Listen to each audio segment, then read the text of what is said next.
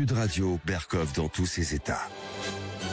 Nous sommes en guerre. Les pompiers disent qu'il avait 16-17 ans. Il était tué par balle en pleine rue, près d'un point de deal dans le centre-ville. Nous avons des preuves claires que ces groupes criminels visaient à acheter 300 000 voix. Une fraude d'une ampleur sans précédent. Andy Kerbrat a été interpellé à Paris alors qu'il tentait de se procurer une dose de 3 MMC. Il y a d'autres problèmes d'addiction dans l'hémicycle, je dirais, il n'est pas le seul. Ça veut dire quoi ça ? C'est pas moi. C'est qui alors ? Il y a des... et qu'en fait, faut pas être... La vache, je comprends pas un mot de ce que vous racontez. Il y a de l'addiction à de l'alcool et il y a probablement d'autres addictions aux drogues. J'ai vu, je sais qui c'est, mais je dirai rien. Nous sommes en guerre. Nous sommes en guerre et effectivement sur tous les fronts. D'abord, on va aborder le front de la drogue. Et oui, un député a été surpris en flagrant délit de s'acheter du 3-MMC. On va en parler, ce que c'est que le 3-MMC. Un député, effectivement un député LFI, mais enfin ça aurait pu être de n'importe quel parti. Comment ça réagit et quels sont effectivement les cadres judiciaires? On va en parler et vous allez voir aussi comment ont réagi un certain nombre de ses collègues. C'est tout à fait intéressant. Et ensuite, on va parler de tout le reste, mais pour le moment, Andy, qu'est-ce qui s'est passé? Andy, mais attendez, après la pause de pub, on va rentrer dans le vif de l'histoire, mais auparavant, juste, ce qui s'est passé effectivement sur la taxe d'habitation. Oui, la taxe, elle va revenir. Le référendum en Moldavie. Comment on peut changer en quelques heures? C'est un art, mais il faut l'apprendre, c'est un métier, absolument. Comment je peux changer du non au oui en quelques heures? Et puis, en seconde partie, nous allons recevoir Patrice Huiban, professeur d'économie et de la défense à Sciences Po. Eh bien, il écrit vers un nouvel essor français, il croit encore dans la France. Eh ben, c'est une bonne chose, non? On va en parler. Sud Radio. Sud Radio. Parlons vrai. Parlons vrai. Sud Radio. Parlons vrai. Ici Sud Radio. Les Français parlent au français. Je n'aime pas la blanquette de veau. Je n'aime pas la blanquette de veau. Sud Radio, Berkov dans tous ses états.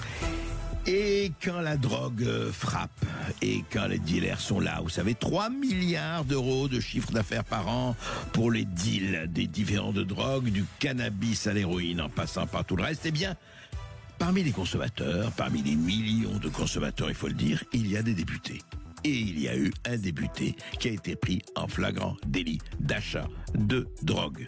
De quoi s'agit-il? On en parle tout de suite. Sud Radio, Berkov dans tous ses états.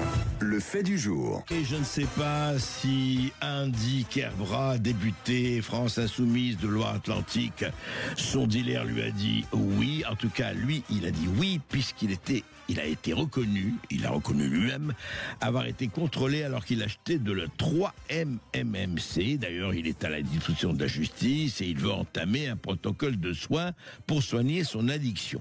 Voilà, lors du contrôle, les policiers ont en effet trouvé 1,35 grammes de 3-MMC, une drogue de synthèse. Alors, son vendeur, un adolescent mineur, avait 1 gramme de 3-MMC et 200 €. Alors, c'est quoi la 3-MMC, allez-vous me dire? Par curiosité, bien sûr. La 3-MMC, eh bien, c'est la cocaïne, je ne dirais pas du pauvre, mais elle est à la cocaïne ce que les lumps sont au caviar. Selon l'Observatoire des Français des drogues et des tendances addictives, cette molécule se présente principalement sous forme de poudre dont les propriétés sont similaires aux amphétamines, vous voyez, des excitants. Les chemsexeurs, vous savez, attribuent souvent à la 3-MMC des propriétés aphrodisiaques facilitant les rapports sexuels. Alors les chemsexeurs sont ceux qui effectivement utilisent les drogues pour le sexe, augmentation du désir, etc. Alors si le coût de la 3-MMC est bien inférieur à celui de la cocaïne, en 30 et 40 degrés le gramme, contre pour la cocaïne 50 à 70%. Voilà. Donc ce député insoumis a été effectivement attrapé en flagrant délit de consommation, bien sûr. Il a reconnu, il assume. Alors, première chose, avant de parler des sanctions avec l'avocat d'Ilan Slama et de ce qu'il risque, ce qui est intéressant, c'est que voilà, pose tout de suite et poser la question, est-ce qu'un député représentant de la nation, qu'est-ce qu'il doit faire dans ces cas-là? Qu'est-ce qu'il doit faire?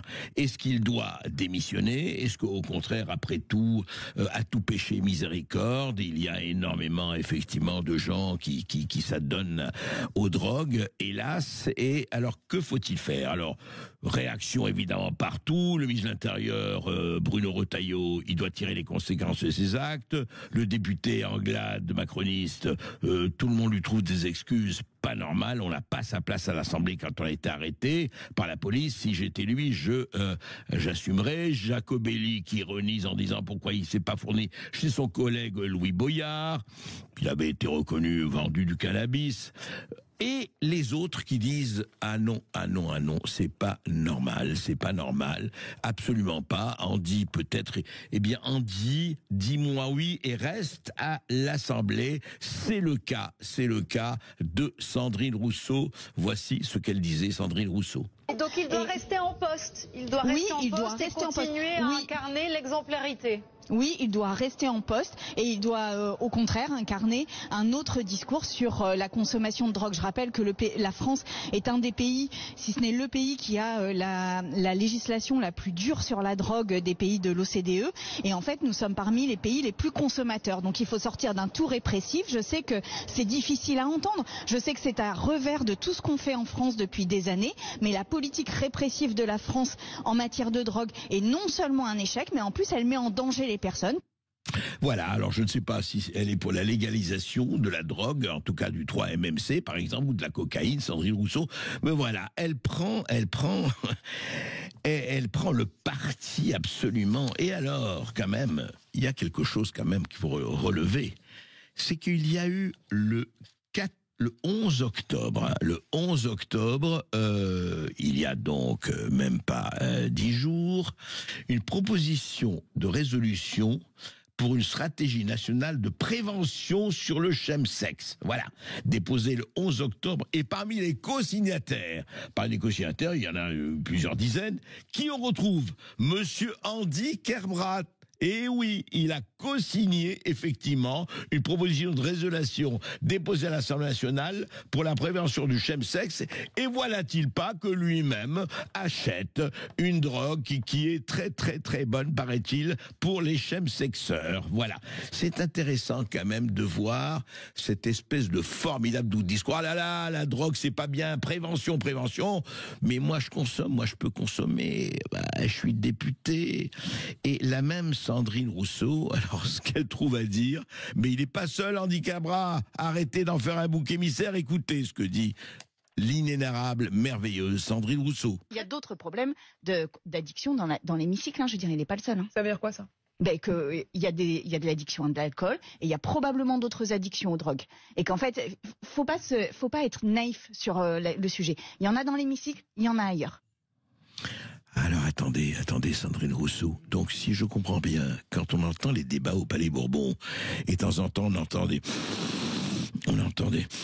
et on voit quelques mains commencer à passer sous quelques narines, vous subodorez comme ça qu'il y en a beaucoup à l'Assemblée nationale? Ah non, c'est grave, non. Écoutez, précisez votre pensée, donnez des noms, ou alors quand même, c'est sulfureux tout ça, c'est sulfureux. Mais au-delà de ça, au-delà des doubles discours, au-delà de tout ça, ça prouve que vraiment c'est intéressant de voir que quand on arrête un représentant de la République, on l'arrête, attention, qu'on le surprend en train de consommer, je voudrais savoir est-ce qu'il risque différemment d'un consommateur lambda ou pas. Bonjour Dylan Slama. Bonjour. Bonjour maître, vous êtes avocat et je voudrais savoir que risque effectivement un consommateur, on parle beaucoup des dealers, etc. Quand vous êtes surpris en flagrant délit ou pas d'acheter de la drogue, quelle qu'elle soit d'ailleurs, enfin ce qu'on appelle la drogue, à un dealer. Qu'est-ce que nous risquons? Et qu'est-ce que risque, maître? Déjà, il y a deux choses, parce qu'il y a une réponse pénale, mais une réponse médicale. Je sais que votre question porte sur le plan pénal, mais il faut quand même rappeler que sur le plan médical, lorsqu'on consomme des stupéfiants, ce qu'on risque, c'est l'overdose, ce qu'on risque, c'est l'addiction, et ce qu'on risque, c'est la mort. Ça, c'est la réponse médicale. Mais je la rappelle quand même, parce qu'on le met souvent. Maintenant, votre réponse, je suppose, portait sur l'aspect pénal des choses. Oui. Et là aussi, je suis obligé de faire une réponse qui est un peu double, parce qu'il y a un aspect théorique et un aspect pratique. L'aspect théorique, c'est qu'on risque une peine d'emprisonnement ferme. Ça, c'est la théorie. La pratique, c'est qu'on ne risque pas grand-chose. Si on n'est que consommateur aujourd'hui, il faut dire la vérité, les consommateurs ne sont pas ou peu poursuivis et très souvent ça se finit en classement sans suite, sauf si on est dans des consommations absolument dingues ou alors qu'au contraire il y a des conséquences que ça crée un comportement qui lui-même est nuisible pour la société. Dans ce cadre-là, on peut être condamné pour l'usage, mais j'ai envie de dire on sera condamné pour l'ensemble de l'œuvre, hein. C'est-à-dire l'usage de stupéfiants pendant qu'on conduit ou alors qui est suivi de violence ou d'une agression sexuelle ou autre. Voilà. Mais la simple consommation, si vous voulez, le fameux petit joint du samedi soir dont parlent les ministres régulièrement pour dire que ce joint a le goût du sang sur le trottoir, c'est peut-être vrai, encore que c'est une formule de style. Oui. Il faut dire la vérité. Moi, je suis avocat pénaliste, j'ai encore jamais eu à défendre un client qui a été convoqué au tribunal simplement pour usage de stupéfiants. Très souvent, ils sont appelés au commissariat, on leur pose quelques questions sur leurs fournisseurs, et à partir du moment où ils répondent aux questions sur les fournisseurs, au revoir monsieur et merci. Tout va bien. Alors justement, Sylvain Slama, c'est intéressant. Et c'est valable aussi bien pour le joint du samedi soir, comme vous dites, que pour la cocaïne ou pour le 3-MMS et autres. C'est-à-dire que si on attrape quelqu'un, mettons, pour être tout à fait précis, en train d'acheter de la cocaïne, c'est la même, pratiquement, c'est le même résultat, peu ou pas d'inculpation. Exactement. Ouais. Si on le prend en train d'acheter, on va plus s'intéresser au vendeur qu'à l'acheteur. Et le cas échéant, si on s'intéresse à l'acheteur, c'est juste pour lui présenter une planche photographique, on va lui demander de reconnaître le visage de l'acheteur, de confirmer son identité et son numéro de téléphone. S'il répond correctement, au revoir et merci. Si jamais il souhaite ne pas répondre, là, éventuellement, on lui fait miroiter des ennuis judiciaires, mais même ces ennuis judiciaires-là, ça se termine par une ordonnance pénale, ça veut dire vraiment l'échelon le plus bas de la sanction pénale, et très souvent, ça peut être une simple amende. Alors, mais c'est très intéressant ça, parce que alors là, je m'adresse aussi bien à l'avocat, à l'homme du droit et aux citoyens. C'est-à-dire qu'on combat les dealers, et on sait très bien ce que ça donne, on va encore en parler, les meurtres deviennent une espèce d'habitude presque quotidienne, les règlements de compte et terrains de dealers. Mais les principaux responsables, alors ne sont-ils pas les consommateurs? Est-ce que, alors le consommateur, qui est quand même, s'il y a de l'offre, c'est qu'il y a de la demande, et ô combien de la demande. Donc les demandeurs, eux, il n'y a pas de problème. Alors, c'est un des points de la balance, non ? Sur les demandeurs et sur les consommateurs, il faut quand même rappeler une chose, j'ai un peu commencé par là, c'est que l'addiction, c'est aussi une maladie, et si vous voulez, c'est aussi une addiction qui a un aspect médical. Donc on peut effectivement jeter l'opprobre sur eux, mais c'est faire fi, et on en avait beaucoup parlé au moment de l'affaire Palmade, alors qu'on semble aujourd'hui avoir oublié, c'est une maladie, c'est une dépendance, et il faut la traiter comme telle. Et à mon avis, il ne faut pas la traiter d'un point de vue moral, parce que cet élément moral est totalement inefficace sur les gens qui consomment des stupéfiants et qui très souvent en souffrent. Non, mais attendez, maître, je suis d'accord avec vous, on ne traite pas du point de vue moral, mais ça veut dire qu'ils n'ont aucune responsabilité. Ça veut dire que, oui, je suis une victime, voilà, vous comprenez, je suis addict, c'est comme ça. Mais on fait fi, c'est pas de la morale, ça. La responsabilité à ce moment-là est la même que celui qui achète un produit made in China, et on sait parfois dans quelles conditions sont réalisés les produits qu'on achète en Chine et quelles sont les raisons de travailler là-bas. La même responsabilité qu'un individu qui prend l'avion et on va lui dire, monsieur, vous avez une part de responsabilité dans le réchauffement climatique. Vous voyez, ça veut dire qu'on peut dresser un lien, mais il est tellement ténu qu'en réalité, le lien de cause à effet, je pense, n'est pas si évident que ça. Mais si vous reprochez à quelqu'un les trafics de stupes parce qu'il fume un joint, il faut reprocher à quelqu'un qui prend l'avion 10 fois par an le réchauffement climatique. Non, mais attendez, vous savez très très bien, vous l'avez dit vous-même, je risque pas la mort chaque fois que je prends l'avion, je risque pas la mort chaque fois que j'achète un produit chinois quand même. Faut quand même raison garder un tout petit peu. Hein. Non, mais là vous m'interrogez sur les conséquences et sur le lien au réseau, pas sur les conséquences sur l'individu. C'est deux choses différentes. Non, je comprends. L'individu, elle peut être. Je comprends. Vous m'interrogez sur le lien au réseau et au trafic de stupes. Ensemble. Oui, mais le lien au réseau, le trafic de stupes, c'est qu'il y a vous l'avez dit vous-même, il y a la mort là. Ce que je veux dire, non mais le responsable, c'est-à-dire que moi, ce qui me gêne, et je vous assure que c'est pas moral, ce qui me gêne, c'est que bien sûr que il faut attaquer les deals et le dealer d'abord parce que c'est lui qui propage et c'est lui qui évidemment le vendeur, le marchand, mais dire que effectivement si je consomme, écoutez, je suis une victime, j'ai aucune responsabilité, ça me paraît un peu aller vite en besogne. Mais enfin, c'est mon avis personnel. Oui, non, mais je suis d'accord. Non, mais on peut mettre de la nuance là-dessus, mais il y a aussi un autre point de vue qui est un autre élément qui est beaucoup plus prosaïque et vraiment très logistique, c'est que si vous mettez en prison toutes les personnes qui consomment des matières stupéfiantes et interdites en France, il va falloir construire beaucoup de places de prison. Non mais attendez, entre la prison et rien du tout, il y a aussi des nuances, mes chers maîtres, vous le savez. Non mais c'est ça qui est extraordinaire, vous me dites tout de suite la prison. Qu'est-ce que ça veut dire la prison? Ça veut dire que je dis qu'on est en train de dire que les gens n'ont aucune responsabilité. Il y a peut-être une amende, non, ce serait peut-être pas mal que quelqu'un qui est attrapé à consommer paye une amende. Il n'y a pas que la prison dans la vie. Moi, je vous assure, ça m'énerve d'avoir cette culture de la victime. On est innocent, on n'a rien, tout va bien, je consomme, et voilà, mon pauvre, je suis un pauvre type, et après, je vais fracasser 3 personnes dans une voiture, mais je suis une victime. Ah, maître, ne me dites pas ça, ça suffit quand même. J'ai pas prononcé le mot victime, mais je dis juste, mais d'un point de vue plus pratique, que quelqu'un qui est addict à la matière stupéfiante, pouvez lui mettre une amende, ça ne changera pas son comportement. Voilà, c'est clair. Oui, je suis d'accord, il faut se faire salir. Pas son comportement. Je suis d'accord. Donc si vous voulez, ça fait plaisir à tout le monde parce qu'on a l'impression de mettre de la sévérité, de la rigueur, voire de la répression. On peut se faire plaisir en disant amende. La vérité, c'est que quelqu'un qui est addict à la matière stupéfiante, il va pas s'arrêter parce qu'il a encore une amende de 100, 200 ou même 500 euros.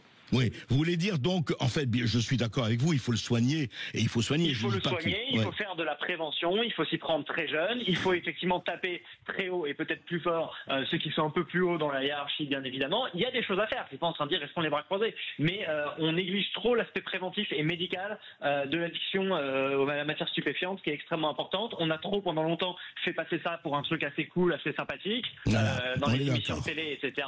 Et ça, c'est problématique, et ça doit changer. Eh bien, là-dessus, nous sommes d'accord. Merci, Maître Sama. Merci pour vos exercices. Merci à vous. Au revoir. Au revoir. Sud Radio. Sud Radio. Parlons vrai. Parlons vrai. Sud Radio. Parlons vrai. Ici Sud Radio. Les Français parlent au français. Les carottes sont cuites. Les carottes sont cuites. Sud Radio Berkov dans tous ses états. Dimanche dernier, référendum sur le principe d'une adhésion de la Moldavie à l'Union européenne. Voilà, il y a eu une élection en Moldavie. Vous allez voir, c'était très intéressant et assez exemplaire. Écoutez. Sud Radio André Berkov. Berkov dans tous ses états, ça balance pas mal sur Sud Radio. Pas dansé à Loma Lomaye. Qui n'a pas dansé un peu partout? Succès mondial, eh bien, ce sont des Moldaves. C'est Ozon, Dragostea Dintei de Ozon, qui avait été un tube extraordinaire dans les années 2000, 2005, je ne sais plus, mais enfin, ça avait été énorme. Eh bien, ce qui est aussi assez énorme également, ce sont les résultats du référendum. Alors, c'est très intéressant comment se passe l'élection, pas seulement en Moldavie, mais là, on va parler de la Moldavie. Alors, la veille, donc, pendant toute la nuit, le non était à dépasser le oui à 2% des résultats, vraiment. Et après, le oui, le matin, 50,28%, donc c'est le oui, donc adhésion à la Moldavie, voilà, très bien. Et là, Maia Sandu, président de la Moldavie, qui était évidemment pour l'entrée, qui est totalement pour l'entrée, on la comprend, de la Moldavie dans l'Union européenne, et elle a dit des groupes criminels agissant de concert avec des forces étrangères hostiles à nos internationaux ont attaqué notre pays à coups de dizaines de millions d'euros, de mensonges et de propagande. Et en même temps, on aime le en même temps, vous savez, ici. Ursula von der Leyen se réjouissait et surtout disait que l'Union européenne, la Commission européenne, va accorder, dans le cas où le référendum était positif, 1,8 milliard d'euros à l'Union, à la Moldavie. 1,8 milliard d'euros. Vous voyez, nous sommes très généreux avec les pays qui entrent lorsque l'enfant paraît. Eh bien, l'Union européenne applaudit à grands cris et donne beaucoup d'argent. Voilà. Eh bien, écoutez, voilà. Alors, évidemment, on est juste avant les élections américaines et Anthony Blinken, le ministre des Affaires étrangères, le secrétaire d'État aux Affaires étrangères, a dit, à l'approche du second tour tour de l'élection présidentielle en Moldavie, le 3 novembre, c'est le 3 novembre, hein, 2 jours avant les États-Unis, avant l'élection aux États-Unis, les États-Unis craignent que la Russie ne tente à nouveau d'empêcher les Moldaves d'exercer leur droit souverain à choisir leurs propres dirigeants. Voilà, écoutez, c'est très très fort, évidemment. En ce moment, comme vous le savez, il y a le sommet des BRICS à Kazan. On en parlera très longuement dans l'émission de demain. Sommet des BRICS à Kazan, aussi important que l'élection américaine du 5 novembre. Eh bien, voilà, on voit encore que le bouleversement du monde et la guerre, est-ce qu'on peut dire la guerre froide, comme c'était dans les années 50, 60, 70? Non, mais c'est une nouvelle guerre, effectivement, une guerre à bas bruit, et espérons qu'elle le reste, qui se prolonge, et voyez, qui ça passe par la Moldavie, voilà, à quelques milliers de voix près. Eh bien, le sort du monde, le sort d'un pays change complètement, c'est très intéressant.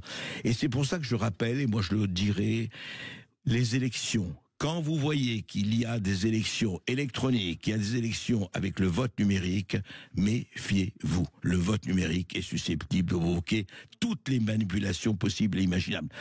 Dans quelques pays qu'on soit, et deuxième piège à manipulation, c'est le vote par correspondance. On peut tout faire avec un certain nombre d'enveloppes et un certain nombre de signatures dans un certain nombre d'institutions. En fait, c'est sur papier que ça doit se passer le même jour et pas 3 semaines ou 3 jours à l'avance ou 3 jours après, comme aux États-Unis, avec carte d'identité, avec tout ce qu'il faut pour être sûr qu'il y a un vote, une voix, un homme ou une femme et un citoyen pour répondre, et non pas des fabrications de dizaines de milliers de bulletins. Et aujourd'hui, malheureusement, avec le numérique, c'est très, très, très, très facile. Voilà, ça s'est passé en Moldavie, et bien écoutez, c'est très bien. Il y a eu des bulletins qui ont été trouvés à 5h du matin, alors que le non gagné la veille à 2% de plus. Voilà, c'est très intéressant. Ça s'appelle les élections. Vous allez me dire que dans les pays totalitaires, et Dieu sait s'il y en a, il n'y a pas d'élection du tout. D'ailleurs, actuellement, en Ukraine, il n'y en a pas. Ça se passe un peu partout comme ça, mais contrôlez. Soyez toujours très vigilants pour vous et pour les autres. Et puis si vous voulez réagir à ce que vous avez entendu, que ce soit sur l'affaire Andy Kerbrat ou alors la Moldavie, un seul numéro à composer, le 0826 300 300. Sud Radio, c'est votre opinion qui compte. Merci à Sud Radio pour l'attention que vous portez au sport. C'est super, continuez. Sud Radio, parlons vrai. Ici Sud Radio. Les Français parlent au français. Je n'aime pas la blanquette de veau. Je n'aime pas la blanquette de veau. Sud Radio Berkov dans tous ses états. Alors voilà, là nous allons parler de taxes. Oui, vous aimez ça, hein, les impôts. Mais oui, c'est important, il faut contribuer à ce que fait le gouvernement, à ce que fait la France. Il faut continuer, il faut payer, vous comprenez? Si vous voulez des services publics, il faut payer. Oui, mais le problème c'est qu'on n'a pas de services publics en ce moment, pas assez. Oui, mais il faut payer. Et puis, vous avez entendu on a parlé effectivement de la Moldavie, on a parlé de ce qui s'est passé effectivement avec Andy Kerbrat, le député consommateur, et il n'est pas le seul effectivement, d'après Sandrine Rousseau, il y en a beaucoup d'autres. Si vous avez envie de réagir, 0826 300 300, mais auparavant, nous allons parler, il faut payer. Le mouton doit être tondu et on ne va pas s'arrêter là, qu'on se le dise. Écoutez.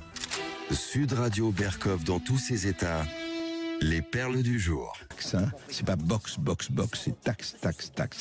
Oh, ils exagèrent un peu. Vous exagérez vraiment, les inconnus? Je ne sais pas. Non, rappelez-vous, joie, pleurs de joie. Nous supprimons la taxe d'habitation. Ouais, fabuleux, nous supprimons la taxe d'habitation, vous voyez, les Français, on pense à vous, payer la taxe d'habitation, eh bien, regardez, on vous allège. Oui, certes. Et d'ailleurs, Laurent Saint-Martin, le ministre du Budget, a été l'invité du JT de France 2 lundi. Et il a dit, pas question, cet acquis-là, on le préserve. Il a été très clair. Il a dit, il n'envisage pas un retour de la taxe d'habitation. J'appartiens, dit-il, à une famille politique qui a supprimé la taxe d'habitation. Ce sont 20 milliards d'euros de pouvoir d'achat qu'on a rendu à l'ensemble de nos concitoyens. Et c'est vrai, et on le voit sur les visages des Français. On voit qu'ils ont été allégés de 20 milliards. On les voit plus clairs, plus heureux, le regard ouvert. Ah là là, je peux encore acheter Allez, un petit carambar. Oui, allez, je vais acheter un petit carambar. Ça va être tellement bien, ce petit carambar, parce que ça va me permettre de donner à mes enfants, etc. Oui, mais, et la taxe foncière, c'est la taxe foncière, oui, mais ça, c'est les propriétaires. Sauf que la taxe foncière a été augmentée de 30%. Ah bon ? Oui, 30% de plus, la taxe foncière, effectivement. C'est-à-dire qu'on a on va déshabiller Pierre pour habiller Paul, voilà. Mais oui, il faut trouver de l'argent, vous comprenez ? Alors, si on enlève d'un côté, d'ailleurs, on a aussi enlevé sur la taxe sur le service public, France Télévisions et Radio France et compagnie, sauf qu'on le retrouve ailleurs. Qui paye à la fin ? Qui paye ? Eh ben, vous le savez très bien qui paye, c'est vous. C'est nous, faut pas se raconter des histoires. Si on enlève d'un côté, eh bien, on ajoute de l'autre.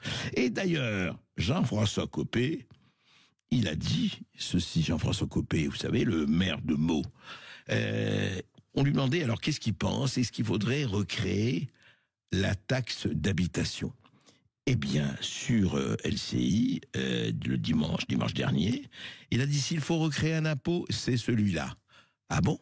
Jean-François Copé voulait recréer la taxe d'habitation, mais écoutez, on ne sait pas, il y a eu 60 milliards d'euros qui ont disparu, on manque de 100 milliards, on va payer la charge de la dette, 70 milliards par an, il faut trouver de l'argent, personne ne veut payer, ils sont drôles ces Français.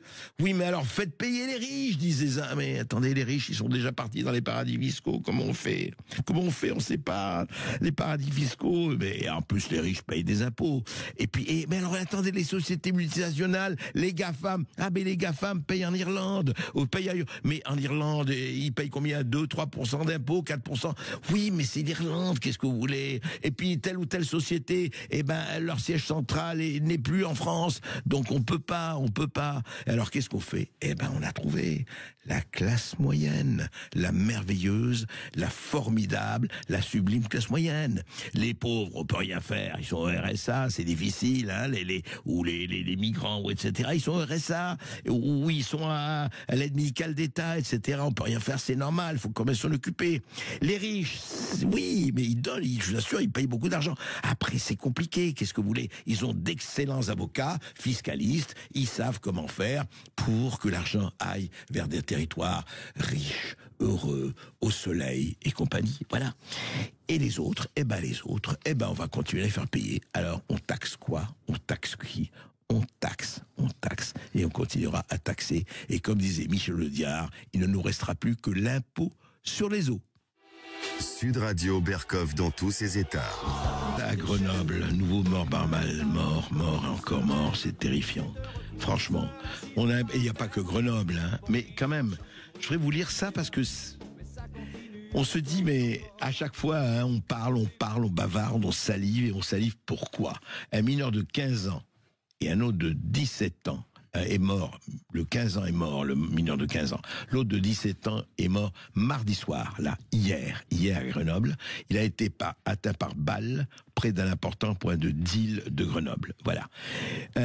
Point de vente de stupéfiants.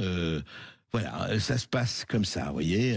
Un mineur, voilà, ils ont été fusillade, c'est-à-dire point de deal, fusillade, ça se passe à Marseille, ça se passe à Grenoble, ça peut se passer à Paris, en Seine-Saint-Denis et ailleurs. Voilà, les deux adolescents ont été visés vers 22h, c'était hier, par deux individus se déplaçant à trottinette dans le quartier Hoche. Un lieu identifié comme point de vente de stupéfiants, a précisé le procureur adjoint de Grenoble, François Touré de Coucy, dans un communiqué. Voilà, l'un des blessés est décédé, l'autre a été transporté au centre hospitalier. Selon le Dauphiné libéré, une demi-douzaine de coups de feu auraient été tirés avec une arme de poing, plusieurs douilles ont été retrouvées sur place.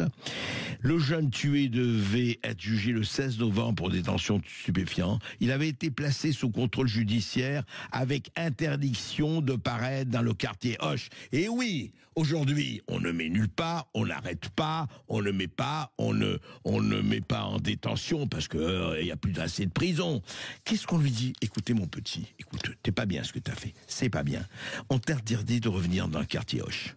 Voilà, on t'interdit, lui il revient, c'est la drogue, c'est le deal, etc. Et il revient, il se passe ça.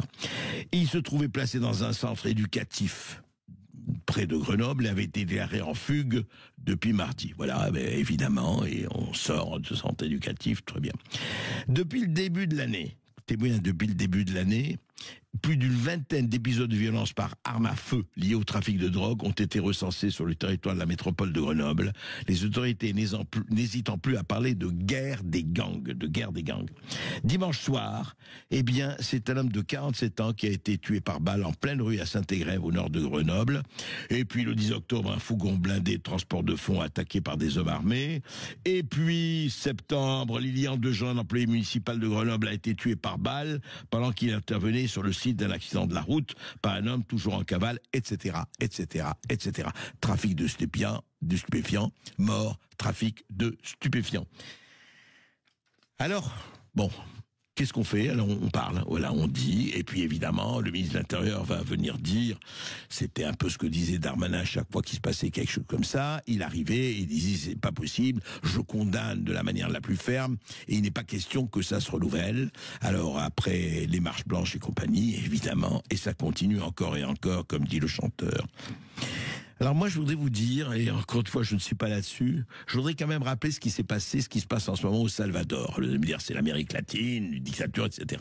Nayib Bukele, le président du Salvador, a emprisonné, pratiquement sans jugement, et c'est terrible, je sais, c'est pas bien, et je ne le souhaite pas, 5 000 à 10 000 narcotrafiquants.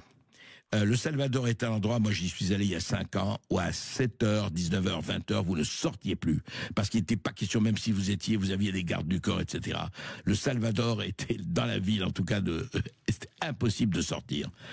Aujourd'hui, 5 ans après, eh bien, Nayib Bukele, le président Salvador, a été réélu à 90% des voix. Et le Salvador est devenu un endroit où vous pouvez sortir la nuit, laisser votre voiture, etc., en toute sécurité. Alors évidemment, ce sont des mesures extrêmes. Mais qu'est-ce qu'on fait? Vous savez, c'est un peu fatigant à voir. Alors, qu'est-ce qu'on fait? On attend. Est-ce qu'il faut quand même, je ne sais pas moi, est-ce qu'il faudra attendre que chacun se défende? Est-ce qu'il faudra attendre que chacun porte des armes? Il faudra attendre quoi? Parce qu'on voit très très bien, je me rappelle, vous vous rappelez, on l'a tous vu. Ah, les JO, il y a la parenthèse des JO, oui. Il y a eu 90 000 policiers à Paris pendant 15 jours, c'était magnifique. On allait, on sortait, etc., sauf les embarras de la circulation. Et après, ça recommence. Et après, on dit oui, il faut. On va en parler d'ailleurs avec Patrice Huban sur le nouvel essor français. Parce que le nouvel essor français, aussi, il y a le pain, il y a la sécurité. Et la sécurité, c'est pas rien. D'ailleurs, il est bien placé pour en parler. Mais pour revenir à ça, et simplement, je voudrais dire, vraiment, quels que soient les princes qui nous gouvernent à droite, à gauche, au centre, en haut et en bas, on ne peut pas continuer comme ça. Sinon, vous allez avoir, et que vous le vouliez ou non, il y aura des gens qui ne vont pas accepter de se faire dépouiller en permanence, de se faire tirer en permanence, d'accepter surtout les points de deal. Parce que le problème est là. On dit oui, il ne faut pas toucher les consommateurs, effectivement, ils ne sont pas responsables. Qui est responsable? Mais qui est responsable dans ce pays? De quoi que ce soit, de ce point de vue-là. Qui? Non mais on pose la question, je dis pas que c'est facile. Facile, nous avons le ministère de la parole, il est facile le ministère de la parole. Mais quand même, il y a des gens qu'on paye pour qu'ils agissent. Est-ce qu'ils agissent ou pas? Voilà, c'est posé, encore une fois, on le repose, à Grenoble ou ailleurs. Qui nous protège et comment on nous protège? Sud Radio Berkov dans tous ses états. Dire que Georges Brassens effectivement a dit ça, les jeunes cons, les vieux cons, ce n'est plus le temps, ne fait rien à faire, et combien il a raison. On va vous donner 2 exemples, je suis tiré effectivement du Palais Bourbon. Alors encore une fois, ça n'a rien à faire avec ce que dit Sandrine Rousseau quand elle dit « Ah, il y en a pas mal qui se droguent ». Non, ça n'a rien à faire. La connerie et la drogue ne sont pas forcément liées. Mais voilà. Proposition de loi du Rassemblement national pour amener l'âge de la retraite à 62 ans. Vous savez qu'il est fixé à 64 ans d'ici 2030. Le passage progressif et tout le monde sera à 64 ans d'ici 2030, ça veut dire dans 5 ans. Dans 5, voilà. Et simplement, donc, beaucoup sont contre, à gauche comme à droite, et le Rassemblement national veut ramener l'âge de la retraite à 62 ans, et donc aujourd'hui, la proposition de loi du Rassemblement national est examinée à l'Assemblée en commission, avant de passer en séance plénière lors de la journée réservée au texte du groupe RN, le 31 octobre prochain, c'est-à-dire dans quelques jours. Alors voilà, âge légal de départ à 70 ans, etc. Donc la droite et les macronistes disent pas question, on a fixé à 64 ans, ça suffit comme ça, vous savez très bien dans quel état la France erre, vous savez très bien l'état de la dette, vous savez très bien tout ce qu'on soit, on ne peut pas continuer quand même comme ça, il faut que les gens travaillent. Voilà. Donc, si vous voulez, 23 sièges en commission pour le bloc central contre 17 à l'extrême droite, la gauche et ses 25 représentants se retrouvent en position d'arbitre. Ça veut dire que si la gauche accepte de voter, la gauche ou l'ultra-gauche, enfin, de voter la position du Rassemblement national, effectivement, elle la ramène. Elle peut, elles ont la majorité. Mais, c'est là où c'est intéressant. Il n'est pas question de voter avec ces fascistes. Il n'est pas question d'accepter. Mais attendez, est-ce que sur le fond, vous êtes d'accord? Est-ce que vous êtes d'accord? Encore une fois, ça n'a rien à voir avec la gauche et la droite. Est-ce que vous êtes d'accord pour ramener la retraite à 62 ans? Je ne parle pas sur le fond. Hein. Vous avez raison, vous avez tort. Je dis, est-ce que vous êtes d'accord? Oui, nous sommes d'accord. Enfin, oui, nous voulons tous les deux la retraite à 62 ans. Oui, mais alors si c'est le Rassemblement national qui... Ah non, parce que c'est une mesure fasciste. C'est-à-dire, il faut bien comprendre le raisonnement. Si, par exemple, Marine Le Pen aime la tarte à la crème ou la crème brûlée, et si moi, j'aime la crème brûlée, je suis le péniste? C'est ça? C'est ça que vous êtes en train de me dire. Si, par exemple, Jean-Luc Mélenchon pense qu'il arrive d'avoir la lune à minuit, si je dis que je suis d'accord, est-ce que la lune plaît à minuit? Je suis mélenchoniste? Non mais est-ce qu'on arrive à quel degré d'encéphale plat en disant ça? Si il y a quelque chose qui vous paraît, je veux dire, souhaitable. Ah oui, mais on peut pas le faire ça. Alors pour le moment, voilà ce qui se passe. Donc, l'imposture d'une proposition de loi, donc on va pas voter avec eux. Et le groupe LFI, la France Insoumise, a décidé de ne pas dévoiler sa stratégie de vote quand le groupe écologiste, la gauche, NFP, Nouveau Front Populaire, a choisi d'organiser en interne un vote électronique mardi soir pour décider de la marche à suivre, constatant que le groupe est partagé. Les communistes étaient eux partagés en 50-50 entre ceux qui souhaitent ne pas faire sauter la digue avec l'extrême droite, et oui, l'arc républicain, et ceux qui pensent qu'on ne peut pas ne pas voter ce texte, comme Chassagne, qui est prêt à assumer le vote en disant, écoutez, on est pour la retraite à 62 ans, et voilà, et on pense qu'il faut le faire. C'est pas fabuleux ça, c'est pas beau ça, c'est pas beau comme l'antique. Voilà, ils sont là, on va voter, mais on ne sait pas, et on se tortille, et on va voir. Mais attendez, je comprends pas, vous êtes d'accord sur le fond? Ah ben oui, mais on peut pas voter avec ces gens-là, c'est pas possible. Voilà qui nous gouverne, voilà qui nous représente, voilà les gens qu'on va, et on va aussi en parler effectivement. Vous savez, il y a eu aussi aujourd'hui, la gauche a décroché une nouvelle vice-présidente de l'Assemblée nationale avec l'élection ce mardi du député écologiste Jérémy Jordanov. Il y avait effectivement un vote avec Virginie Duby-Muller, les Républicains, et Yoann Gillet, Rassemblement national. Eh bien, c'est une troisième vice-présidence de commission qui est donnée. Pourquoi? Parce que LR et le MoDem n'ont pas été fichus de faire socle commun. Voilà vos représentants à l'Assemblée. Ah oui, mais moi je vote pas avec lui. Moi je fais pas socle commun. Moi c'est ceci, moi c'est cela. Ces gens-là ont oublié le collectif, ont oublié le fond du problème et ne pensent qu'à leur petit igloo, leur petite auberge, leur petite soupe, leur petit pot, comment parlait un certain général qui s'appelait Charles de Gaulle. Et puis si vous souhaitez réagir à ce que vous avez entendu, un seul numéro, le 0826 300 300. Et puis dans un instant, André, vous recevez Patrice Huban, professeur d'économie de la défense à Sciences Po et haut fonctionnaire pour son livre Vers un nouvel essor français. À tout de suite. Sud Radio. Sud Radio. Parlons vrai. Sud Radio. Parlons vrai. Sud Radio Berkov dans tous ses états. Le face-à-face. Vers un nouvel essor français. Oui, on pourrait se poser la question, encore un nouvel essor, encore un nouveau projet, Dieu sait s'il y en a eu. Mais je crois que effectivement, il faut sortir du négativisme. Il faut essayer, en tout cas, chaque fois que il y a des citoyens et des gens qui essayent de faire quelque chose et essayer de sortir de oui, on peut rien faire, de constat d'impuissance ou de cynisme résigné. Il faut le saluer. Et c'est ce qu'a fait Patrice Huban et un collectif vers un nouvel essor français, un livre qui vient de sortir aux éditions VA. Alors je rappelle quand même bonjour d'abord évidemment. Bonjour Patrice Huban.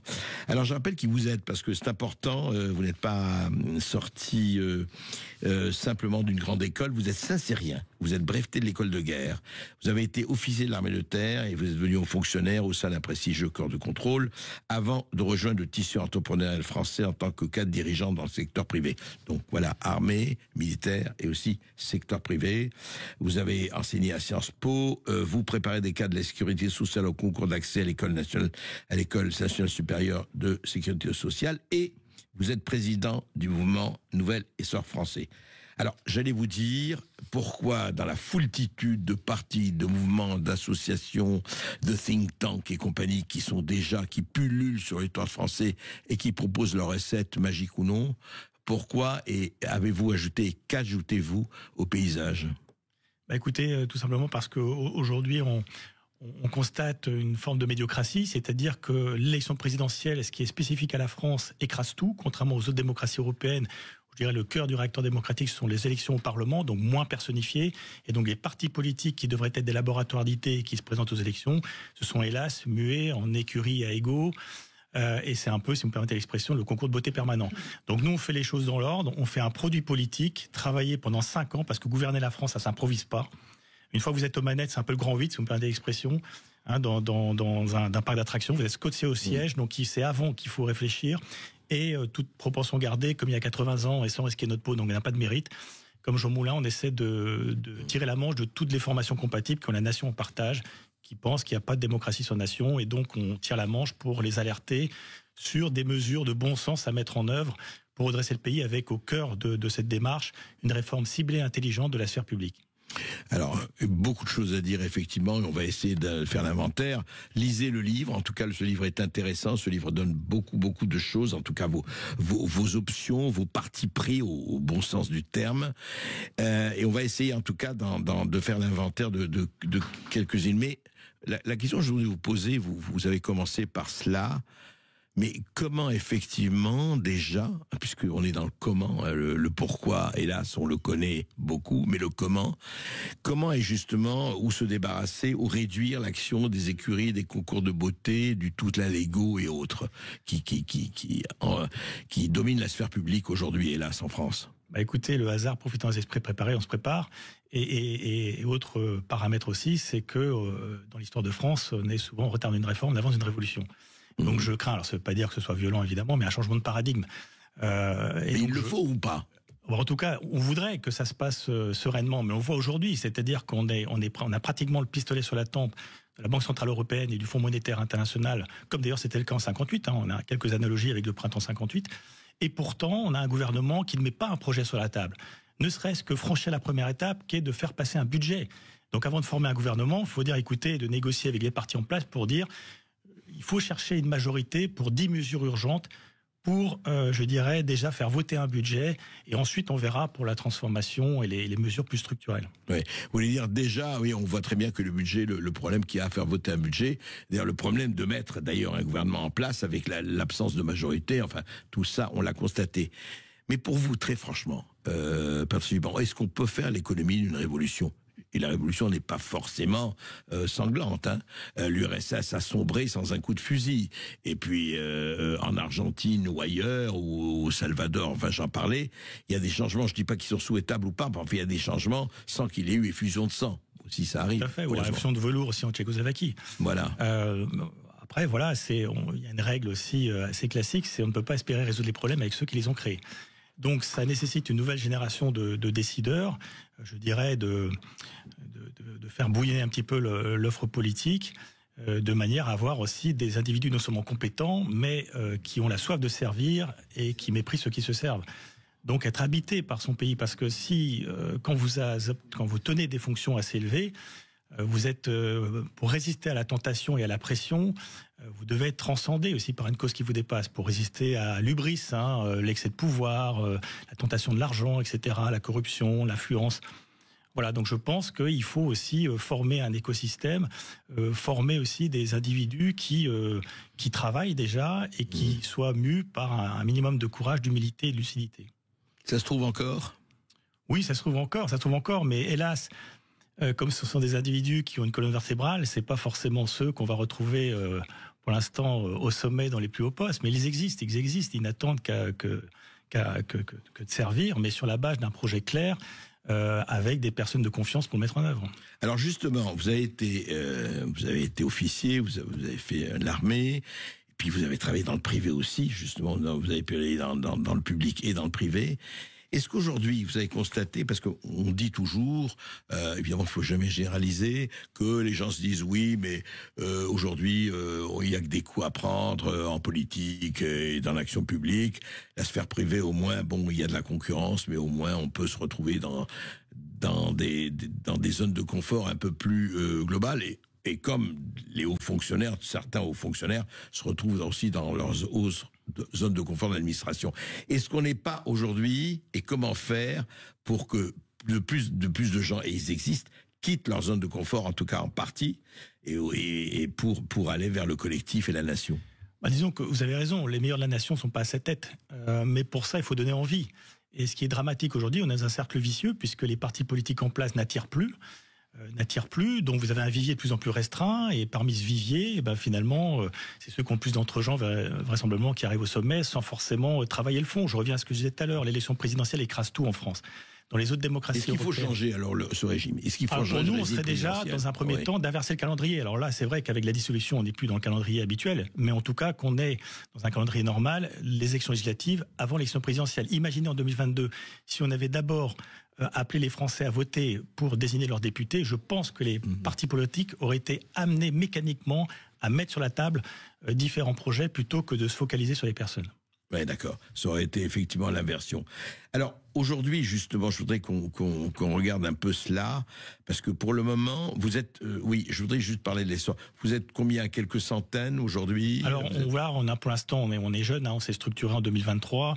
On a, on va dire, un lot de 500 personnes environ et d'une centaine de personnes actives. Qui sont des cas qui sont dans la société.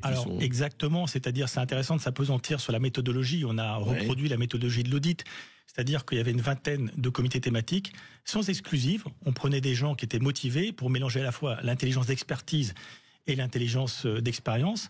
Ensuite, je jouais le rôle de superviseur, c'est-à-dire tout simplement, je regardais si le plan, était respecté, constat, enjeu, proposition, si c'était bien écrit, bien sûr, intelligible, et surtout, si c'était cohérent. Ce qu'on dit sur l'écologie, cohérent avec ce qu'on dit sur l'agriculture et sur l'économie. Et ensuite, on envoyait ça à la contradiction de nos sympathisants adhérents aux quatre coins du pays pour justement demander leur avis, parce qu'il y a deux intérêts à ça. C'est vérifier qu'on n'oublie rien, parce que le diable est dans le détail. Il y a des choses qui nous sont remontées qu'on n'avait pas vues initialement. Et puis le deuxième intérêt, c'est l'appropriation collective. Quand on demandait aux individus leur avis, quel que soit au final l'apport qu'ils auront dans le projet, ils se sentent investis. C'est pour ça que c'est par le projet et par les idées qu'on peut rapprocher les individus de bonne volonté de la politique et des mouvements politiques. Alors justement, prenons déjà dans le détail, vous parlez du modèle économique, retrouver la prospérité, etc. Vous parlez de l'intelligence économique, etc. Là, et tout à l'heure dans l'émission, vous avez vu déjà, et d'ailleurs c'était une illustration de ce que vous dites par rapport à l'Assemblée nationale, vous voyez, l'histoire de la réforme des retraites. Non mais, qu'est-ce que vous auriez fait, vous? Prenons un exemple. Vous voyez, aujourd'hui, la réforme des retraites, non, il faut revenir à 62, voire à 60 pour certains, d'autres disent non. Et pour le moment, on ne peut rien faire, puisque si c'est elle qui présente le projet, moi je vote pas, etc., etc. Prenons la réforme des retraites. Alors, nous déjà, on n'est pas sur une logique paramétrique et qui a comme angle mort déjà la démographie. Parce que le système actuel, par répartition, suppose qu'on ait une politique familiale relativement dynamique et qui est en crise. Il n'y a pas vraiment de mesures pour y remédier. Mais nous, on va plus loin. on fait un système à 3 étages, comme d'ailleurs dans d'autres pays, la Suisse, les Pays-Bas, etc., ou les pays du Nord en général. On met pas entre guillemets tous les œufs dans le même panier. C'est-à-dire oui. Alors premier socle, premier étage de ce système de retraite, c'est basé sur la solidarité financée par tous les revenus financiers, du capital, un petit peu du travail, les revenus de remplacement aussi des différentes allocations. Voilà, donc comme la CSG, on tape tous les revenus pour un premier étage de solidarité, c'est-à-dire qu'on estime qu'en France, à 65 ans, on ne peut pas laisser un citoyen au bord de la route sans ressources. Donc, alors après, ça reste à affiner, on peut dire 1 200 € à 65 ans, quel que soit votre parcours de vie, vous avez ce parachute de 1 200 €. Ensuite, deuxième étage, c'est là que c'est intéressant, on met entre guillemets en concurrence l'Agirc-Arrco. C'est-à-dire que, comme ça a été fait pour la complémentaire santé et la Cour des comptes a montré que ça a apporté une plus-value, pour les salariés, vous laissez sous couvert de l'employeur public et privé le choix de votre assureur vieillesse. Que ce soit par répartition. Il y a une concurrence là-dessus. Mais que ce soit par répartition comme l'Agirc-Arrco ou préfonds qui donne satisfaction aux fonctionnaires par capitalisation. Donc ça, c'est le deuxième étage de la fusée. Et puis le troisième étage, c'est ce qui existe déjà, c'est-à-dire que vous mettez je dirais du beurre dans les épinards, vous pouvez cotiser en étant défiscalisé à titre personnel. Ça, c'est une retraite supplémentaire facultative. C'est ça, d'accord. Donc, essayez que chacun, en tout cas que personne ne soit laissé au bord de la route. Exactement. Donc voilà, il y a une brique de solidarité financée par tous les revenus, j'insiste. Et ensuite, c'est la partie deuxième étage, retraite complémentaire obligatoire, contributive. Donc là, c'est-à-dire en fonction de ce que vous avez versé et l'abonnement éventuellement de votre employeur ou de votre branche professionnelle, vous allez toucher ce supplément. Et puis ensuite, si vous avez les moyens et la volonté de le faire, de comme aujourd'hui, de cotiser dans des plans épargne retraite et autres. Alors, et l'âge de la retraite, vous ? Déjà, pour moi, je pense qu'il fallait, si on reste dans le système actuel et des débats actuels, il fallait plutôt rester sur une durée de cotisation. Ce qui permet aux Français d'arbitrer. Vous avez commencé tôt, il est normal que vous puissiez partir plus tôt si vous avez l'ensemble des... Voilà, si vous avez vos 43 ou 44 annuités, alors on peut pousser peut-être sur 45, j'en sais rien, avec des bonifications en fonction de la pénibilité. Vous voyez, plutôt que de mettre un âge couperet qui focalise un petit peu toutes les attentions et crée beaucoup de sentiments de frustration, d'inégalité, et ensuite, quand on veut corriger ces inégalités, ça fait entre guillemets des usines à gaz. On reste sur les annuités et en fonction du moment où vous avez commencé votre carrière professionnelle. On va continuer à en parler, on va essayer vraiment de faire l'inventaire après cette petite pause. À tout de suite. Et puis vous voulez avoir la parole, vous voulez nous interpeller sur ce que vous avez entendu, un seul numéro, le 0826 300 300. Appelez-nous, à tout de suite. Sud Radio. Sud Radio. Parlons vrai. Parlons vrai. Sud Radio. Parlons vrai. Sud Radio, Berkov dans tous ses états. Vers un nouvel essor français. Mais alors ce nouvel essor français, Patrice Suiban, votre livre vient de paraître aux éditions VA. D'abord, il faudrait quand même rappeler que nous sommes quand même, nous avons l'air, en tout cas, tout se passe comme si on boxait avec le bras en écharpe, et quand je dis le bras, peut-être les deux bras. Je rappelle, 300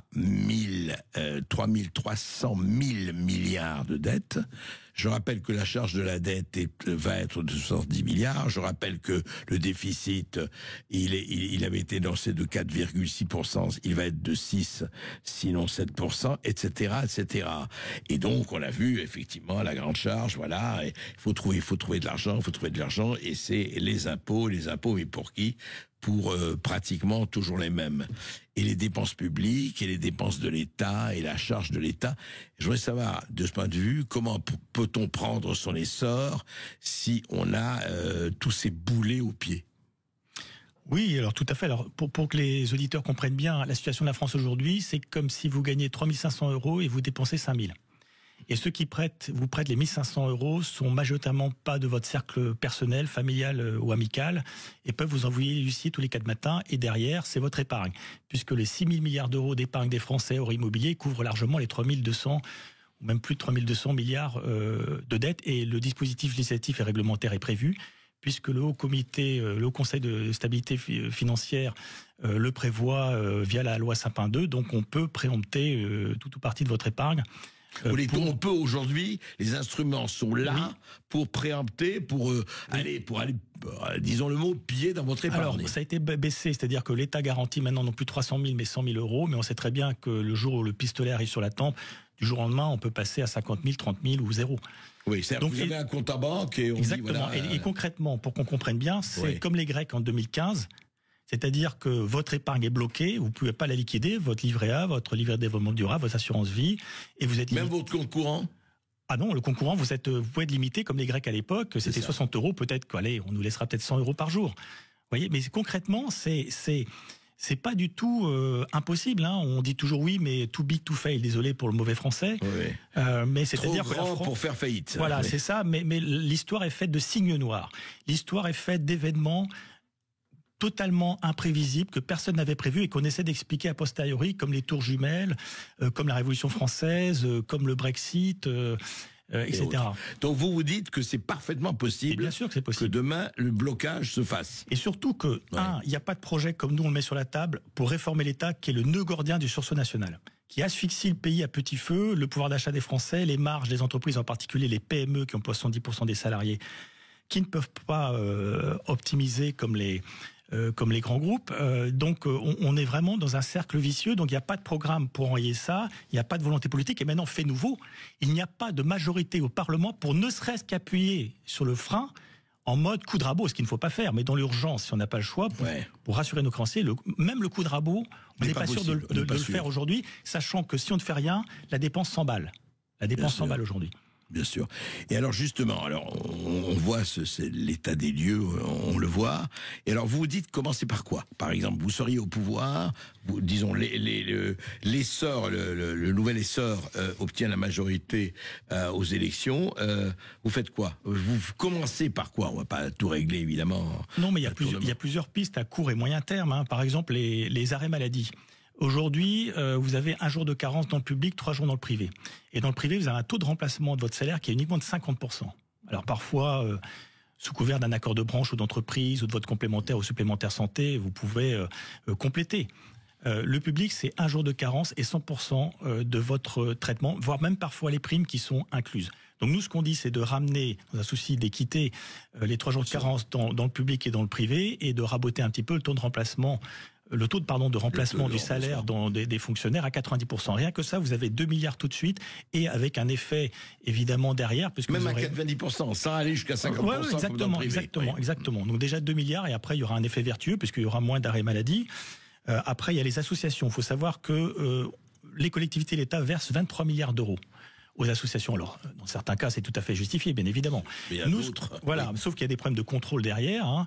Et nous, ce qu'on propose, c'est de limiter les versements publics aux organismes à but non lucratif, reconnus d'utilité publique, essentiellement associations, fondations, reconnus d'utilité sociale, l'économie sociale ou solidaire, ou quand c'est une association purement locale qui ne peut pas avoir la reconnaissance d'utilité publique, donc une envergure nationale, type une association de foot, qu'elle soit affiliée à une fédération nationale et charge à l'État, à travers un contrat d'objectifs et de moyens, de serrer un petit peu reine courte la fédération pour qu'elle contrôle ce qui se passe dans ces clubs où il y a parfois des dérives sectaires qu'on peut constater. Et puis savoir à quoi servent certaines et alors si on fait ça, alors le problème c'est qu'en source ouverte, on n'a pas réussi à discriminer dans les 23 milliards ce qui relève des organismes reconnus d'utilité publique, d'utilité sociale, les associations affiliées à une fédération sportive nationale. Mais on estime qu'on peut économiser et là tout de suite presse-bouton, entre 5 et 10 milliards d'euros. Tout de suite. Tout de suite. Les versements à l'Union européenne. Nous, on s'entête, pour être le meilleur élève, à continuer à payer ce qu'on nous demande de payer. Beaucoup de pays, dont l'Allemagne, ont obtenu des rabais. Parce que notre participation à l'Union européenne est passée de mémoire entre 2018 et 2022 de 18 milliards à 27 milliards. Plus 50% d'augmentation. Alors si c'était pour des projets, pour aller sur Mars ou je sais pas, pour l'intelligence artificielle, créer un Google européen, j'en sais rien, très bien. Mais là c'est plutôt pour financer une bureaucratie qui s'enquisse. Donc là on pourrait négocier, si on regarde un peu par rapport à nos fondamentaux, on pourrait négocier 3 milliards d'euros. 3 milliards d'euros. On a aussi également, là c'est un gros morceau, les dépenses de santé. Ouais. Et ça on n'en parle jamais. Le fait, tenez-vous bien, ça fait 25 ans qu'on est dans le digital, qu'on a une carte vitale qui ne porte même pas votre groupe sanguin. Le fait qu'on ne partage pas les données de santé entre praticiens de ville et de l'hôpital, et praticiens entre eux, génère 30% d'actes inutiles prescrits en France contre une moyenne de 15 à 20% au sein de l'OCDE. 30% d'actes inutiles, mais interrogez les... Comme par exemple, c'est ce que vous appelez... Vous arrivez aux urgences, dans le doute, on n'a pas votre dossier médical, on va refaire une IRM, on va refaire un scanner, on va faire un examen quelconque. Et alors non seulement ça coûte à peu près 30 milliards d'euros, puisque 10 points d'écart sur les 300 milliards de dépenses de santé complémentaires comprises, c'est colossal. Et alors non seulement c'est du gaspillage à grande échelle, mais ça crée, et ça n'en parle jamais, des morts évitables aux urgences chaque année, des centaines de morts chaque année aux urgences. Parce que quand vous arrivez inconscient, sans que les médecins et vos antécédents médicaux, c'est un peu la roulette russe. Avec des morts et aussi des gens qui sortent de là avec des séquelles à vie. Vous pourrez l'avoir sur votre carte vitale. Alors, soit la carte vitale ou soit mon espace santé. L'outil existe, mon espace santé. Il faut juste, entre guillemets, contraindre les médecins de ville et de l'hôpital à le remplir sous peine de déconventionnement avec l'assurance maladie. Vous savez que le conventionnement avec l'assurance maladie, c'est un contrat. Oui, alors les médecins se plaisent déjà d'avoir une paperasse terrible, non, parce qu'aujourd'hui, ce serait pas plus complexe, dans le sens que plutôt que de remplir une ordonnance papier, vous allez remplir mon espace santé, c'est tout. Et de façon plus générale, ce qu'on propose de négocier avec les médecins, qui sont moins bien payés à l'acte que la moyenne européenne à 40 euros. Alors ça a été revalorisé à 30 euros. Nous, ce qu'on dit, négocions avec l'ordre de médecins, allez, on met sur la table 40 euros, ils ont demandé 50, pourquoi pas 50? On est toujours gagnant parce qu'un passage aux urgences coûte entre 200 et 250 euros la collectivité en moyenne. Ouais. En contrepartie, vous devez remplir du dossier médical partagé. Vous avez une liberté d'installation encadrée en début de carrière pendant 5 ou 6 ans. Vous pouvez pas vous installer comme les kinés, les pharmaciens, les infirmiers libéraux, où il y a trop de médecins, et d'ailleurs, il n'y a pas de déserts médicaux les concernant. Et enfin, rétablissement d'une obligation de garde à l'entrée des urgences. Voilà, pour désengorger les urgences. Oui, et en plus, si vous rajoutez à ça la sécurisation de la carte vitale, qui est une carte bleue publique non sécurisée. Parce que vous avez vu les fraudes sociales et exactement, les fraudes. Tout compris, vous arrivez à une économie de plus de 10% des dépenses de santé, on estime à 40 milliards d'euros. C'est colossal. Oui, c'est vrai que c'est colossal. On va continuer de parler de tout cela après cette petite pause. À tout de suite. Et puis vous, qu'est-ce que vous en pensez de tout cela? Si vous voulez nous donner votre avis, un seul numéro, le 0826 300 300. Appelez-nous, on vous attend. Sud Radio. Sud Radio. Parlons vrai. Parlons vrai. Sud Radio. Parlons vrai. Sud Radio, Berkov dans tous ses états. Et la question shakespearienne, comment dégraisser le mammouth? Comment dégraisser le mammouth, hein? On est vraiment loin du compte quand on voit les chiffres et quand on voit ce qui se passe. Alors, Patrice Huban, vers un nouvel essor français aux éditions VA. Au fond, on parlait de ça pendant la pause, là, hors antenne.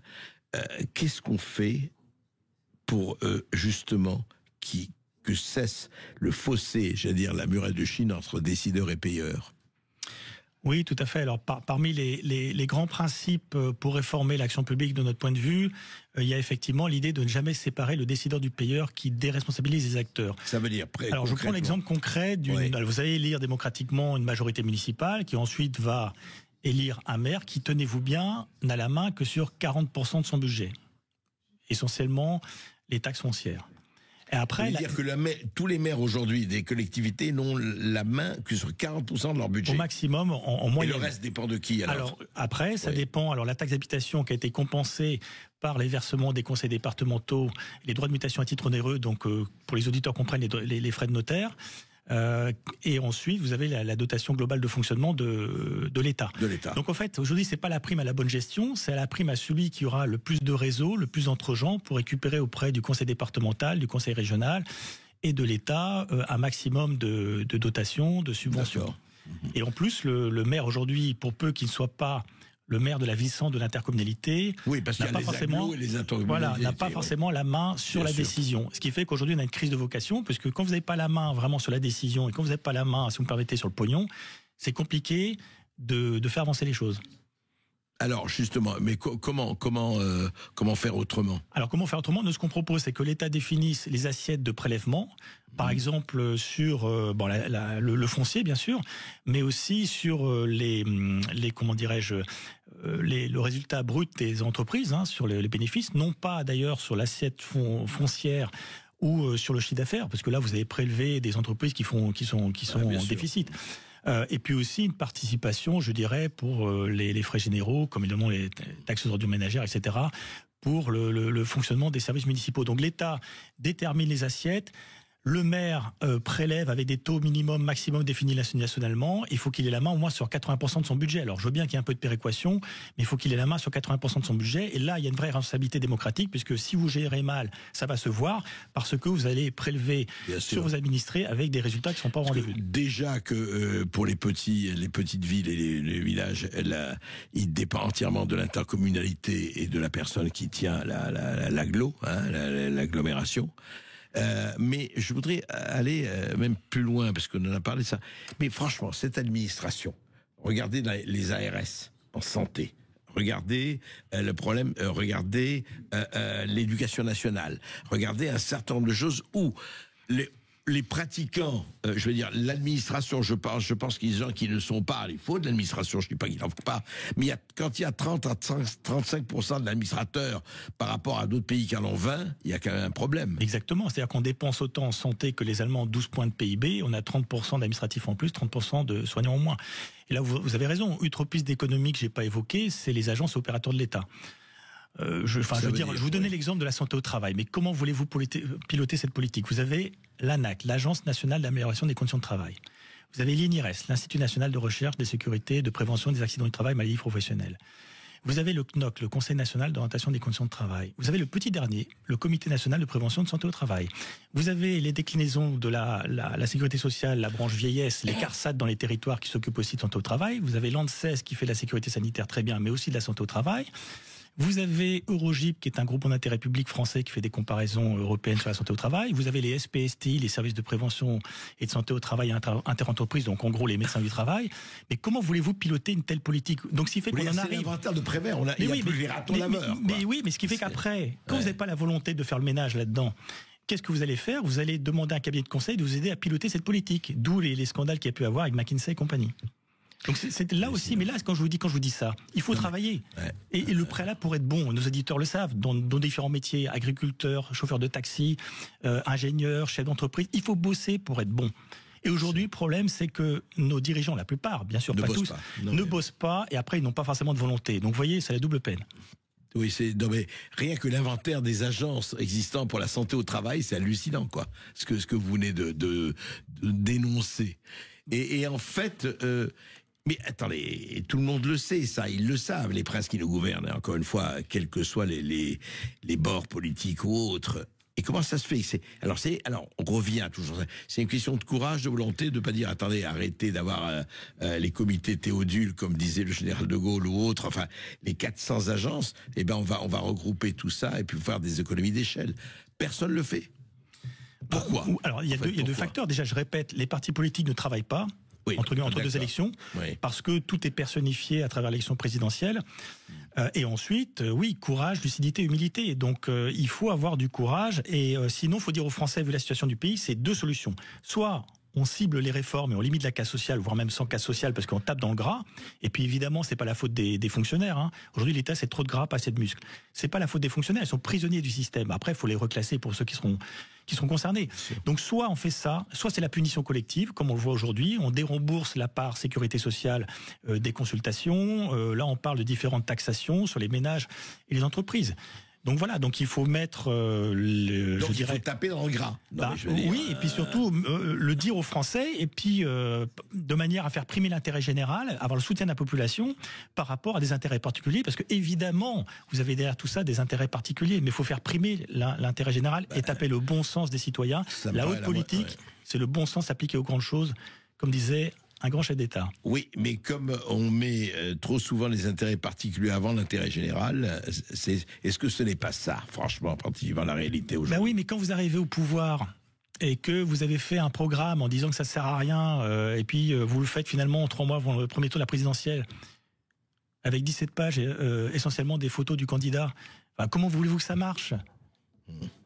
Comment voulez-vous que ça marche? C'est-à-dire que ce qu'on a fait là, ce travail-là, c'est 50 boulots. Parce que c'est complexe, l'État. Et l'action publique, État, collectivité, sécurité sociale, et tout se tient. Et on voit aujourd'hui des injonctions paradoxales. Il y a la loi climat et résilience qui vous limite le foncier, et d'un autre côté, on vous dit qu'il faut réindustrialiser. Et donc des ministres qui sont en compétition dans leur couloir et des mesures incohérentes. Donc la réindustrialisation demande mécaniquement du foncier, de l'espace. Bah, bien sûr, bien sûr. Il n'y a et que des en même temps limiter le foncier, oui. Voilà. Contradiction dans les termes totales. Je crois que nous avons un auditeur, Philippe, c'est ça qui nous appelle de Caen Exactement, Philippe de Caen, bienvenue. Bonjour Philippe. Bonjour André, bonjour à votre invité. Je vais faire un petit tour d'horizon. Je dirais, monsieur, je vous remercie de votre intervention, mais votre parcours aussi vous invite en tant qu'officier et autres. Moi, je ferai une petite remarque et proposition. Allez-y. Une mobilisation obligatoire pour les majors sortis des grandes écoles, grands corps. Je m'explique. On les garde, les meilleurs. Et ils ne partent pas dans le privé. Je vous rappelle que les grandes écoles sont souvent payées avec nos deniers. Nos absolument. impôts. Alors déjà, on garde les cerveaux et des gens qui raisonnent bien. Il y a aussi un petit souci, c'est que 40% à peu près des patrons du CAC 40, je vous rappelle, sont dirigés par des hauts fonctionnaires. Pour cela, Vincent Jauvert l'avait expliqué dans La Mafia d'État. Là, il y a un sérieux problème. Et moi, il y en a un, par contre, alors qui m'horripile actuellement, c'est monsieur Thierry Breton. Monsieur Thierry Breton, haut fonctionnaire, Orange, Atos. Est-ce que vous avez vu dans quel état est Atos? La catastrophe financière, j'espère qu'il y aura des poursuites à la clé. Enfin, une petite chose, et vous le connaissez, vous l'avez reçu, Charles Prats. Alors là, je dirais que ça va augmenter un petit peu la note.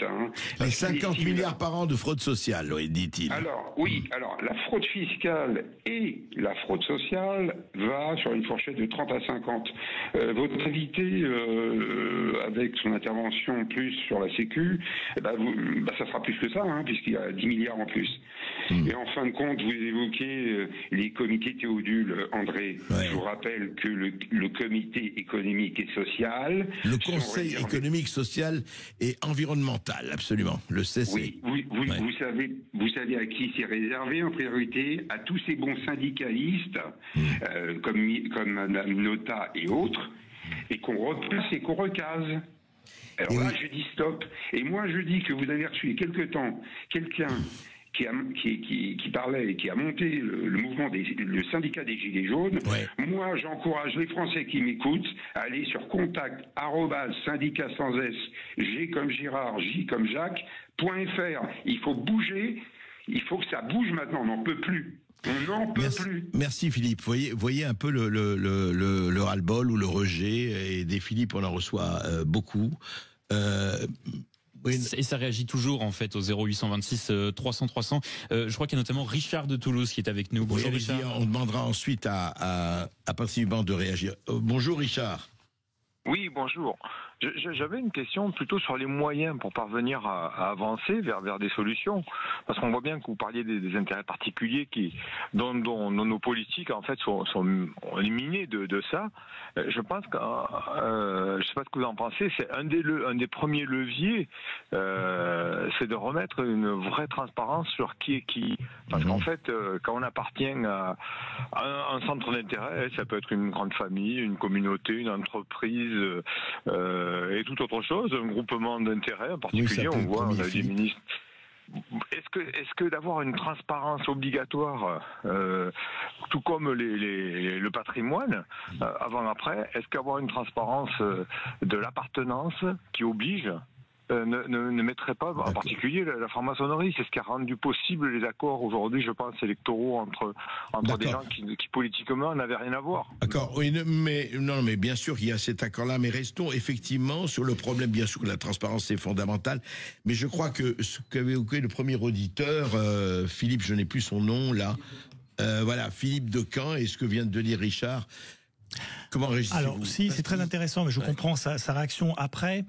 Il ne faut pas cloisonner non plus le public et le privé. Pourquoi? Parce que les pays les plus dynamiques sur le temps long, Corée du Sud, Allemagne, États-Unis par exemple, c'est des pays où il y a plus de synergie public-privé sur l'autel de l'intérêt général qui reste l'intérêt national. Alors évidemment, il ne faut pas de conflit d'intérêt, et évidemment, quand on sort d'une école publique, on doit donner 10 ans à minima à l'État, mais ensuite, je pense mais c'est pas le cas. Vous le savez très bien. très souvent. Oui, alors, il y a des règles. Je n'ai pas les chiffres, mais. Oui, alors quand on dit 10 ans, c'est en comptant la scolarité. Donc effectivement, ça fait quelques années à sortir d'école. Je pense qu'on peut aller au-delà, vous avez raison, on peut aller jusqu'à 10 ans après la sortie d'école, mais qu'ensuite c'est bien qu'on s'irrigue, parce que sinon ça évite des a priori. Alors je caricature à l'extrême, mais c'est les gens du privé qui vont dire les fonctionnaires savent pas travailler, sont feignants et sont inefficaces, et les gens du public vont dire les gens du privé ne font pas l'intérêt général. Non mais pardon, Patrice, qu'est-ce que vous dites, vous, sur les fonctionnaires ont la garantie de l'emploi, enfin en tout cas la plupart. Bon, est-ce qu'il faut rester là-dessus parce que le privé n'a pas la garantie de l'emploi? Tout à fait. Les fonctionnaires l'ont.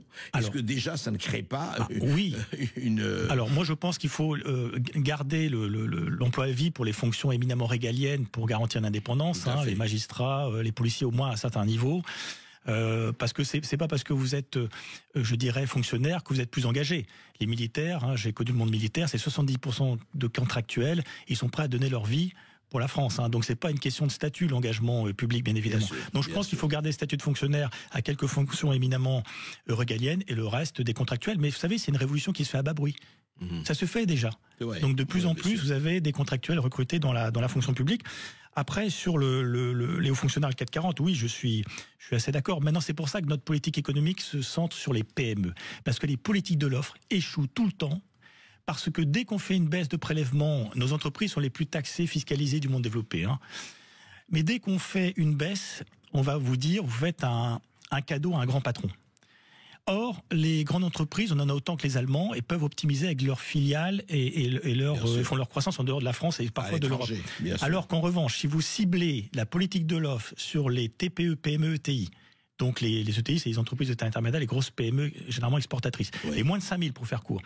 Si vous ramenez les prélèvements obligatoires dans la moyenne européenne pour ces entreprises-là, qui ont comme concurrents des entreprises essentiellement dans l'espace européen, et puis 60% de notre commerce extérieur se fait avec l'Union européenne, si vous ramenez les normes aussi qui pèsent sur les entreprises, sur les standards européens, dont le Code du travail, et dans la foulée, vous laissez les clés aux partenaires sociaux, comme dans les pays les plus dynamiques en Europe, Suisse, Pays-Bas, Danemark, etc.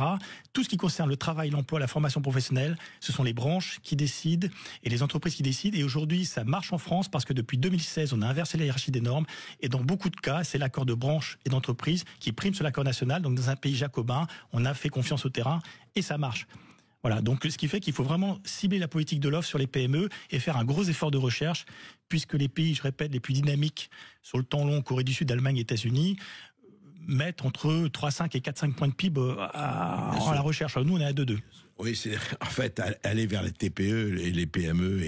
C'est le capitalisme à visage humain. Ce sont beaucoup de nos auditeurs qui nous écoutent, des commerçants, des artisans, des chefs d'entreprise, des start-upers, des gens qui font avancer le pays. Il faut lâcher la bride sur le cou de nos chevaux de course pour ensuite faire grossir le gâteau avant de partager les parts et pouvoir financer une politique de solidarité pour nos compatriotes les plus en difficulté, puisque la valeur d'une nation est la valeur qu'elle accorde à ses citoyens les plus fragiles. Et oui, et il est temps de rappeler, de faire des piqûres de rappel aux presse qui nous gouvernent de ce point de vue-là. On en parle et on a aussi Mohamed qui nous appelle après, je crois, une petite pause. Voilà, et vous, est-ce qu'il y a un domaine où il faut dégraisser en premier? Appelez-nous pour en parler au 0826 300 300. On vous attend, à tout de suite. Sud Radio, votre avis fait la différence. J'adore vos invités, la variété de vos émissions. Voilà. Je suis bercé par le rythme de Sud Radio. Sud Radio, parlons vrai. Sud Radio, Berkov dans tous ses états. Et je ne suis pas le seul, Patrice Huban aussi, vers un nouvel essor français. Est-il encore possible ? Et comment? On en parle, mais je crois que nous avons un auditeur, Louis. Exactement, c'est Mohamed qui nous appelle de Lille. Bonjour Mohamed. Bonjour Mohamed. Bonjour à tous. Bonjour. De Toulouse, oui, absolument. Donc, je vous appelle, j'ai une petite question à vous poser. Les intérêts de la dette. Oui. Depuis 1973, l'État emprunte à des banques et non plus à la Banque nationale, enfin la BNF. Et ma deuxième question, c'est quel est le montant des subventions qui sont attribuées à la presse écrite chaque année, alors qu'on sait que c'est un secteur qui est moribond. Ouais, non, mais c'est un, oui. Alors là, écoutez, Mohamed, c'est intéressant que vous parlez de ça parce que la semaine prochaine, on va parler de la presse écrite, et nous avons évalué la liste des subventions. Elle est pas mal du tout.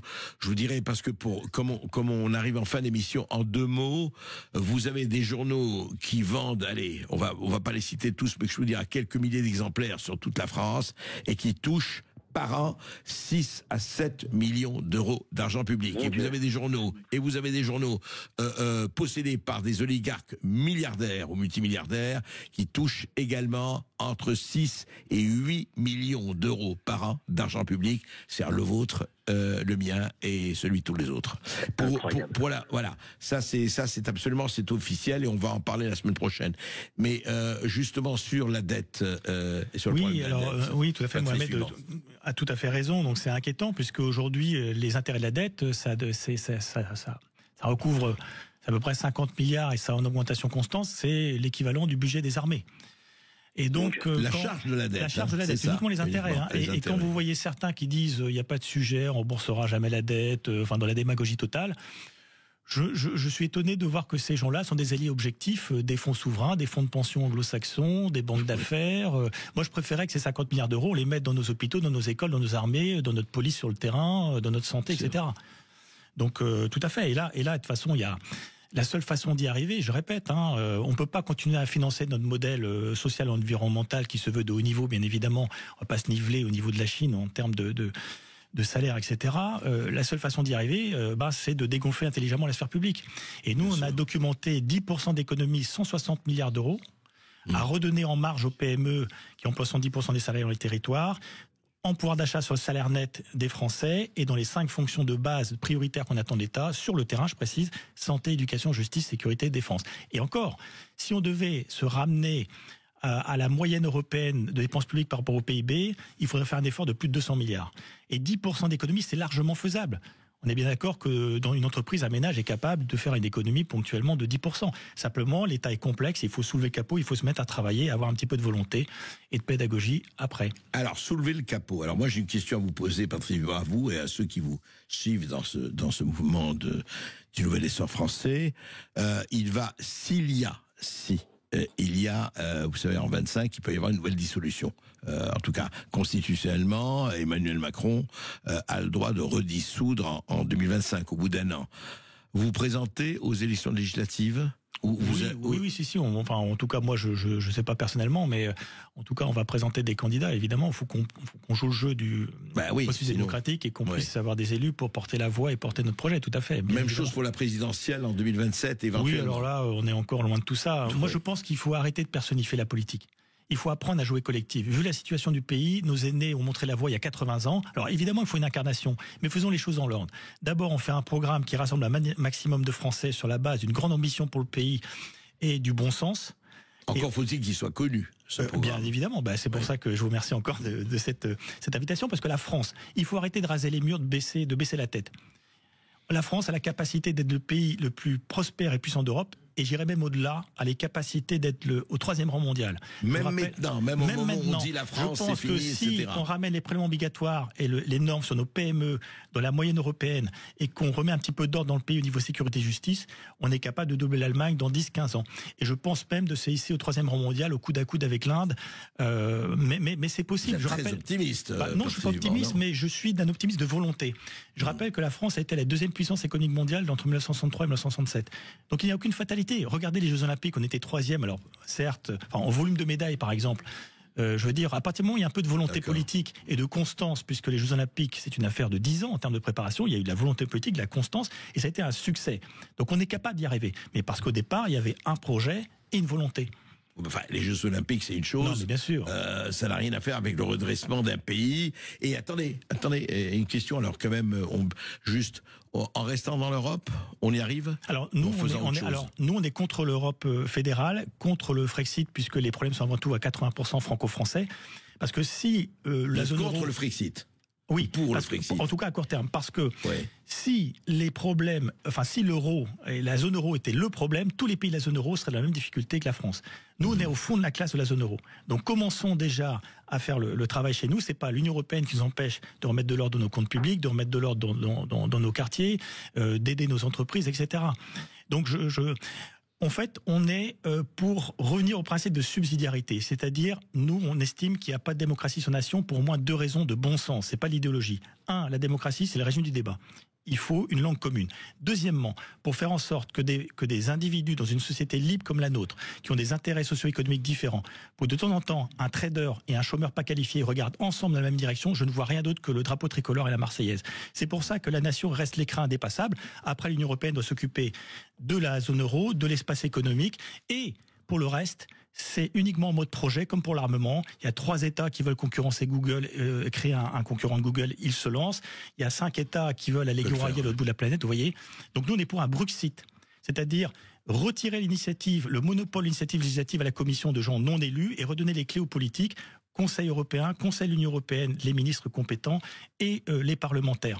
Et donc rester dans l'État-nation. Eh ben, c'est le revenir à l'Europe de De Gaulle, l'Europe des patries, l'Europe des nations, parce que ça ne marchera pas sinon. Vous parlez de l'Union soviétique tout à l'heure, ça ne marchera pas, ça implosera si on centralise tous les pouvoirs à Bruxelles auprès de personnes non élues et qu'on élit des représentants en France démocratiquement qui n'ont plus les clés du camion. Eh bien, écoutez, on vous suivra et on verra.